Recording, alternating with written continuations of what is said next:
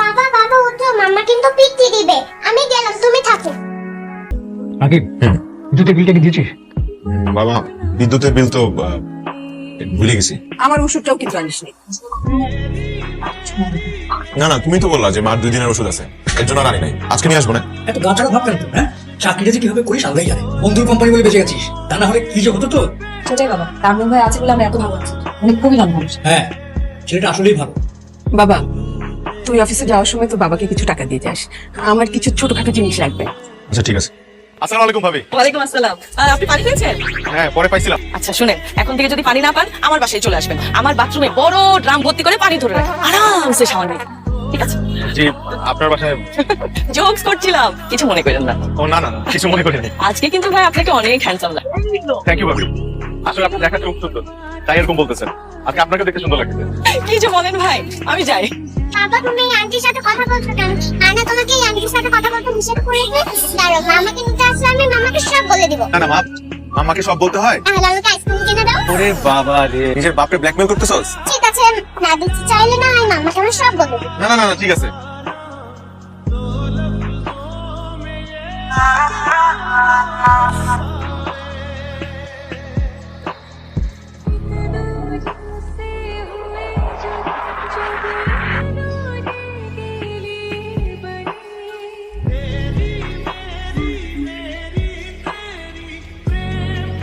দুটো ফাইল অ্যাকাউন্টে দিয়ে দেন।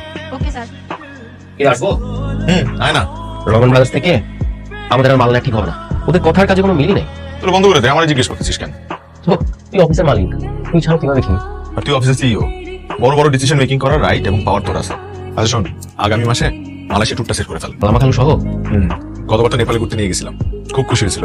এবার তো মালয়েশিয়াটা ঘুরে নিই। এবার কি বলবো? কোম্পানি ট্যুর, কোম্পানি স্পন্সর করলো। নিশ্চয়ই, তুই আমার একমাত্র বিশ্বস্ত সাইনবোর্ড। Nadia call this. বলো। এই শোনো না, আসার সময় একটু কচুরমুখী নিয়ে এসো তো। মা না কচুরমুখী খাইতে চাইছিল। আচ্ছা ঠিক আছে, নিয়ে আসবো। এই শোনো না, আরেকটা কথা, এই দেখো তো ইলিশ মাছ পাওয়া যায় কিনা। তোমার কাছে টাকা কি আছে? ইলিশের যে দাম। না, টাকা হবে, অসুবিধা নেই, আনবো। আচ্ছা শোনো না, হ্যাঁ বলো, শুনছি। তুমি কি করো? আমি আমি ভ্যারেন্ডা বাজি, আপনি রাখেন আপনার ফাঁকি বাজি। প্রেম হেলা বাদ দিয়ে মন দিয়ে অফিসে কাজ করো। সামিউল ভাই কি বলে চাকরিটা পাইছো, চাকরি গেলে কিন্তু সহজে চাকরি পাবা না। মন দিয়ে কাজ করো, বুঝছো? দোস্ত, একটা কথা বলি তোকে। বল। এই যে তুই এত বড় একটা কোম্পানির মালিক, কিন্তু বাসায় বলিস তুই এটা কর্মচারী। বিদেশে যাইস বলিস কোম্পানির ট্যুর, আবার রেস্টুরেন্টে গেলেও আমার নাম ভাঙা। এত টাকার মালিক তুই, তারপর লাইফ মিডল ক্লাস মানুষদের মতন। এর কারণটা কি দোস্ত? আমার কাছে মনে হয় প্রাচুর্য মানুষের সুখ শান্তি কেড়ে নেয়। কিভাবে? তুই জানিস, আমার প্রতিটা সকাল শুরু হয় নাদিয়ার সাথে ঘুমছুটি দিয়ে। আমি যে খুব ঘুম কাতুরে লোক তা কিন্তু না, আমি ইচ্ছা করে দেরি করে ঘুম থেকে উঠি। আর ও প্রতিদিন সকালবেলা এক একটা অভিনব পদ্ধতি বের করে আমাকে ঘুম থেকে ওঠানোর জন্য। এই যে আমার সকালটা শুরু হয় আমার ওয়াইফের সাথে দুষ্টু মিষ্টি খুনসুটি দিয়ে, যেটি সবার ভাগ্যে জোটে। এই যে আমাকে ফোন দিয়ে বললো কচুরমুখী নিয়ে আসতে। আবার ইলিশ আনার কথা বলার সময় একটু চিন্তা করছে যে ওর হাজবেন্ড ইলিশ কেনার সামর্থ্য রাখে কিনা। এই মানে এইটার পেছনে যে একটা দরদ না, মানে এই দরদটা থাকবে না যখন ও জানতে পারবে যে আমি অনেক টাকার মালিক। আমার বাবা বিদ্যুৎ বিল দিতে দেরি হলে আমাকে পিচ্ছি বাচ্চার মতো ঝাড়ি দেয়। এখন আমার বাবা যখন জানবে যে আমার টাকার অভাব নাই, তখন কি এই মায়া ভরা বকাঝকা আর করবে আমাকে? I don't think so. আমার মা আমার কাছে ছোট ছোট আবদারগুলো করে, সেগুলো আমার কাছে খুব স্পেশাল। সেই আবদারগুলো পূরণ করতে আমার খুব ভালো লাগে। আমার মেয়ে প্রতিদিন সকালবেলা আমার হাত ধরে যখন স্কুলে যায়, তখন এটা ওটা কিনে দেবে। আমার ওয়াইফ যখন জানতে পারবে যে আমার অনেক টাকা, তখন কি সে রান্না করার জন্য রান্না করে যাবে। তখন তো বাড়ির মানুষের জন্য রান্না করবো, কাজের লোক অথবা কোনো শেফ। রাতের খাবারটা একসাথে খাই, একসাথে টিভি দেখি, লুডো খেলি, কারেন্ট চলে গেলে ছাদে গিয়ে গল্প করি। আবার আমার ভুল হলে আমার বউ আমাকে সবার সামনে বকাঝকা করে। তো এগুলো কিচ্ছু থাকবে না যখন তারা জানতে পারবে যে আমি অনেক টাকার মালিক। মাঝে মধ্যে তো আমার ভয় হয়, আমার মনে হয় আমার সম্পদ, আমার টাকা পয়সার কথা জানার পরে যদি ওরা আমাকে আলাদা করে দেয়, আগের মতো যদি আমার সাথে কথা না বলে, খুব মেপে মেপে হিসাব করে কথা বলে, তখন তো আমার খুব কষ্ট লাগবে রে।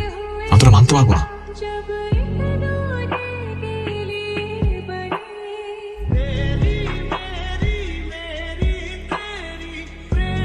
এগুলো কি নিয়ে আসছো? বাজার, তুমি যা জানতে বলছিলে সব নিয়ে আসছি। সবজি, মাছ, ইলিশ। বাজার, সবজি, মাছ এই পর্যন্তই তো আনতে বলছিলাম।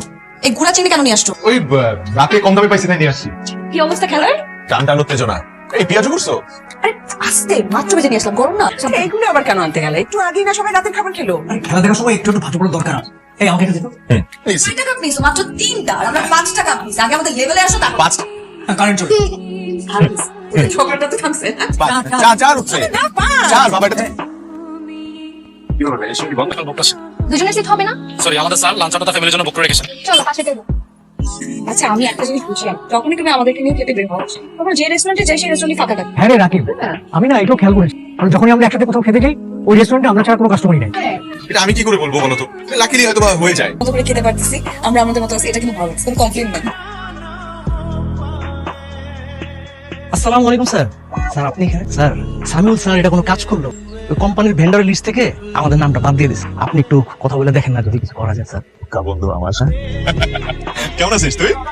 জি স্যার। কি স্যার স্যার শুরু করলাম আমি বুঝলাম না। আমি মানলাম যে হ্যাঁ অনেক অভিমান আছে, কোম্পানির সাথে কোম্পানির একটা দ্বন্দ্ব আছে, কিন্তু তাই বলে ভাই তুই সামিউলে গিয়ে স্যার স্যার কর, আমার স্যার করিস ভাই। দেখা হয়েছে এতদিন বড়াই মুখে। হাবিব সাহেব, বন্ধু বলে জড়াই ধরছি, কমন সেন্সটা কাজে লাগান। আপনি বন্ধু বলে ভাবিকে সালাম দিয়ে কেটে পড়েন। ও উনি হচ্ছে হাবিব, ইনি হচ্ছে আমার ছোটবেলার বন্ধু। ভাই আসসালামু আলাইকুম। ওয়ালাইকুম আসসালাম। সত্যি করে বলো তো ঘটনাটা কি? কিসের ঘটনা? যে উনি এসে তোমাকে স্যার স্যার বলছে, আবার বলছে সামিউল ভাই নাকি তাকে বাদ দিয়ে দিয়েছে, তোমাকে আবার রিকোয়েস্ট করছে তাকে যাতে আবার নেয়। আমি বুঝলাম না। আমি পুরো ঘটনাটা বুঝাই বলতেছি তোমাকে। ওর কোম্পানির সাথে আমাদের কোম্পানির একটা ডিলিং ছিল, বুঝছো? ওরা আমাদেরকে র ম্যাটেরিয়াল সাপ্লাই করতো, কিন্তু লাস্ট কয়েক মাস ওদের ম্যাটেরিয়ালস এর মধ্যে একটু ডিফেক্ট পাওয়া গেছে, তাই রাগ করে অভিমান করে সামিউল ওদের সাথে কন্ট্রাক্ট বাদ দিয়ে দিছে। রাকি এই লোকটা তোমার বন্ধু? হ্যাঁ। আমি কি চোখের মাথা খেয়ে ফেলেছি যে কিছু বুঝতে পারছি? মানে এই লোকটা তোমার থেকে না হলো 20 বছরের বড় হবে, বন্ধু কিভাবে হলো? আরে বন্ধুত্বের কোনো বয়স আছে না, এই গ্রামে এগুলো চলে। 20, 25, 30 বছরের পার্থক্যে বন্ধু হয়, এরকম অনেক আছে। গ্রামে তো থাকো নাই, যাও যাও না বুঝবা কি করে, চলো না ওদের সাথে জয়েন করি।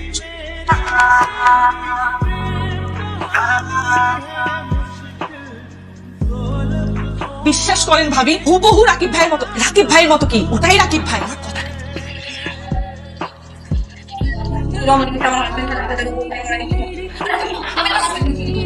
আমার হাজবেন্ড মেয়ে মানুষের আশেপাশে ঘেসতেই পারে না, ঘেসলে 100 দূরে চলে যায় ক্লাব দিয়ে। এক্সকিউজ মি, আমি মিস্টার রাকিবের সাথে দেখা করতে আসছি। আমি মিসেস রাকিব। ও শিওর ম্যাম, উনি কে আছে?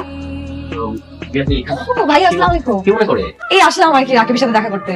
রাকিবের সাথে ও আছে, অ্যাকাউন্ট রুমের দিকে আছে। তবে আপনি একটু ওয়েট করেন, আমি দেখছি। আপনি রাকিবের সাথে দেখা করবেন, আমার সাথে একবার দেখা করবেন না। ঠিক আছে স্যার, আমি আছি। এই দাঁড়ান, আপনি এখানে আসেন। স্যার আপনি এখানে আসেন, আমার চেয়ারে এসে বসেন। যা বলতে সেটা করেন না, ফাস্ট করেন, ফাস্ট ফাস্ট। আপনার চেয়ারে কিভাবে বসেন? আরে ভাই, আমি ঠিক আছে। হ্যাঁ তামিল ভাই, আরে তুমি নাদিয়া অফিসে আজকে না বলে হুট করে? বললাম না ভাবি তোকে সারপ্রাইজ দিতে আসছে। What a pleasant surprise. হ্যাঁ তামিল ভাইয়ের অফিসে কখনো দেখা হয় নাই। মানে ভাই ও হ্যাঁ, তাই তো, তুমি তো অফিসেই আসো নাই কখনো। অনেক সুন্দর করে দিচ্ছে, অনেক বড় অফিস। তুমি কি বলতে চাচ্ছ এটা শুধু সামিউল ভাই অফিস? এটা কি আমার অফিস না? আমি তো কষ্ট পেলাম, এটা তো আমার অফিস। আশ্চর্য, তুমি দেখবা না তোমার হাজবেন্ড কোথায় চাকরি করে? হ্যাঁ কত বড়। কি পানি খাবেন নাকি? Nice, okay thank you. উনি হচ্ছে আমাদের অ্যাকাউন্টস ম্যানেজার। ও তো ডক্টর কি বললো? এভাবে আসতেছে কেন? ডাক্তার কি বললো? ডক্টর দেখালাম, ডক্টর বললো যে কিছু টেস্ট করাতে হবে আর ওষুধ লিখে দিচ্ছে। তুমি চলো তোমার রুমে গিয়ে বসি, তুমি কাজগুলো শেষ করো, তারপর একসাথে দাওতে যাবো। ভাবি বসতে হবে না ভাবি, না মানে যে কই যেন যাবেন বললেন, অপেক্ষা করে কি হবে? তুই আর ভাবি বের হয়ে যান এখনই। কি করতেছো তুমি? আরে তুমি গায়ে তুলতেছো কেন? আসসালামু আলাইকুম ভাবি। ওয়ালাইকুম আসসালাম। কেমন চলতেছে সবকিছু? এই তো ভাইয়া, আর বলবেন না, সকাল থেকে ছেলেটার মন খারাপ। সকালে যে কেকটা আনা হয়েছিল সেটার পছন্দ হয় না, তারপর লোক দিয়ে আরো একটা কেক আনিয়েছি। ছেলেটা যে জিদ্দি হয়েছে না। দেখতে হবে না কার মতো হয়েছে? আমার ভাইকে কম জেদি নাকি? শোন, তোকে একটা কথা বলি, পুরুষ মানুষের জেদ থাকার দরকার আছে। জেদ কিন্তু খারাপ কিছু না। জেদ না থাকলে তোর হাজবেন্ডের মতো সারা জীবন ম্যানেজারি করে বেড়াতে হবে। মা গিফটটা দাও, মা জুনায়েদকে গিফটটা দাও। তোমরা আবার এইসব গাড়ি টাড়ি আনতে গেলে কেন? ও তো সব গাড়ি নিয়ে আজকাল খেলে না। ওর মামা আমেরিকা থেকে একটা ড্রোন পাঠিয়েছে, 1.5 লাখ টাকা দাম। ভাবা যায়? দিনকাল কেমন চলছে এখন? জি ভালো ভাইয়া। ভালো। আর কতদিন এরকম অন্য চাকরি করবা? চাকরি করা মানে জানো তো? চাকরি করা মানে হচ্ছে চাকরের মতো কাজ করা। আমি বুঝি না তোমরা এখনকার ছেলেপেলেরা কেন যে মানে শুধু চাকরির পেছনে ছোট। ইভেন বাবা, দেশে শুধু চাকরিজীবী পাওয়া যায়, উদ্যোক্তা আর পাওয়া যায় না। ভাইয়া ও কিন্তু এখন সিনিয়র ম্যানেজার, ভালো বুঝলেন? তুমি মেয়েদের হয়ে তোর জামাই কয় টাকা বেতন পায়? 1.5 লাখ টাকা। বাকিটা জীবন এরকম মধ্যবিত্তের মতো টাকা দিও না। তুই চেষ্টা চরিত্র করো, ব্যবসায় মনোযোগ দাও। জীবনে যদি উন্নতি করতে হয়, আগাইতে হয়, ব্যবসার মধ্যে দিয়ে আগাইতে হবে। ব্যবসা ছাড়া কিন্তু আগানো যাবে না। দেখো পিও আমার ট্যাপটা ভেঙে ফেলেছে, দেখো ওপেন হচ্ছে না। হাই হাই, এটা তুমি কি করছো পিউ? তুমি জানো এটার দাম কত? ওর খালা অস্ট্রেলিয়া থেকে এটা পাঠিয়েছে, 1 লাখ টাকা দাম। হ্যাঁ ভাইয়া ভাবিরা কি পরিমাণ অপমান করলো সবার সামনে। 5,000 টাকা দিয়ে তুমি একটা গিফট কিনে দিলা। এই খেলাটা না কিনে একটু দামি খেলা তো কিনে দিতে পারতাম, তাই না? আমি বলছিলাম তো তোমাকে, ভাবে ভাই বোনেরা থাকে বিদেশে, সবসময় জন্য একটা দামি দামি গিফট কিনে দেয়। আর আমি তো ফুপু ফুপু হয়ে আমি কি গিফটটা দিলাম? কথা তো শোনাবেই। ভাইয়া কি বলছে, সবসময় সামনে ভাইয়ের উপর ভরসা করে থাকি, জীবনটাই পার হবে চলে আসতে থাকতে। হ্যাঁ বলো। বাবা আমাকে ফোন দিছিল, তুমি নাকি নতুন একটা ট্যাব কিনে জোনাদের জন্য পাঠাও। কি হয়েছে মানে? তুমি টাকা কোথায় পাইছো ট্যাব কেনার?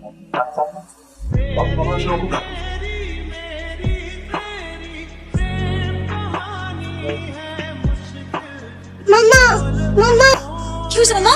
কি সামিউল? খারাপ লাগতেছে? হ্যালো। আসলে প্রথম আপনাদের বাচ্চা হার্টে একটা ছিদ্র আছে। হার্টে ছিদ্র মানে? হঠাৎ করে হার্টে ছিদ্র করতে আসলো? না হঠাৎ করে না, এটা জন্মগত। বাচ্চা যখন ছোট থাকে তখন এগুলো পড়ে না। অটোকে যখন একটু আলাদা করে আমরা বের না আমাদের কাছে সেটা আছে ওর ওপেন হার্ট ওপেন হার্ট এটা কি বলতেছেন আপনি এতটুকু ছোট বাচ্চা ওপেন হার্ট কি করে হয় এটা ছাড়া ওটা আমি বলতে করতাম কিছু খরচা করতে ব্যাপার আছে তাই তোমার নাদিয়া টাকার বিষয় বলবা হ্যাঁ টাকাটা কিভাবে জোগাড় করবা তাই তো ভাই চাইতে পারবো না নিজেই তুমি বসে আসবে ব্যবসা আমি তো একটা আমিও ভাই তার কাছে চাইতে হবে, তার কাছে চাইতে হবে। না আমি তুমি কি চাইতে পারবে না তাই তো লজ্জা লাগবে তোমার কাছে চাইতে, তাই না? চাইতে হবে না এমনি সময় তো সবসময় চাও সবকিছু করে তাকে দিয়ে এবার অন্যের অপারেশন তুমি চাইতে পারবে না, চাইতেও হবে না। তোমার যদি এতই লজ্জা লাগে, এতই যদি তুমি কিছু করতে না পারো, আমি তখন তার সাথে কথা বলবো। আমি যাচ্ছি, আমি কথা বলবো।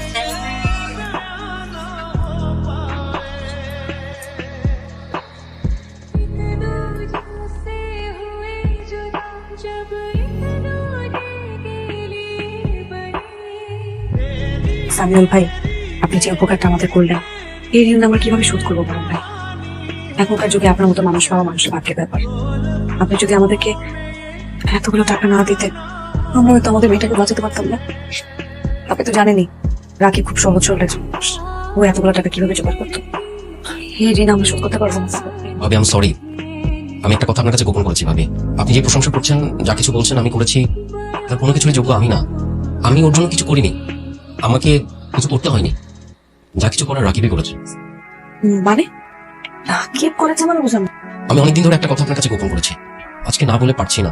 আপনি যে কোম্পানিটা দেখেন সেই কোম্পানির মালিক আমি না, আমি কর্মচারী, রাকিব মালিক।